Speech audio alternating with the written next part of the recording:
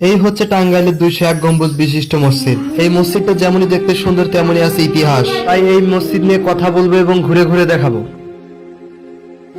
201 গম্বুজ বিশিষ্ট মসজিদ, যে মসজিদের পিছনে আছে অনেক রহস্য এবং অনেক না জানা ইতিহাস। এই মসজিদটা দেখতে দেশের বিভিন্ন জায়গা থেকে মানুষ ছুটে আসে। শুধু দেশের মানুষ না, দেশের বাহিরের মানুষ এই মসজিদটা দেখতে আসে। অনেকেই আবার অনেক মানত নিয়ে আসে। এই মসজিদে কোনো ধর্ম নিয়ে বিবাদ নেই।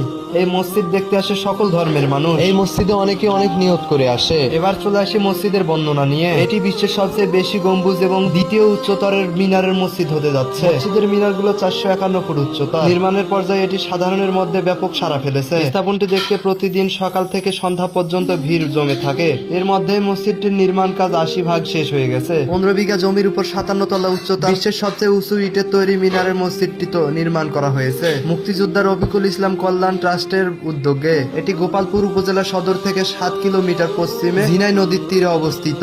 মসজিদের নির্মাণ কাজটি শুরু হয় 13 জানুয়ারি 2013 সালে।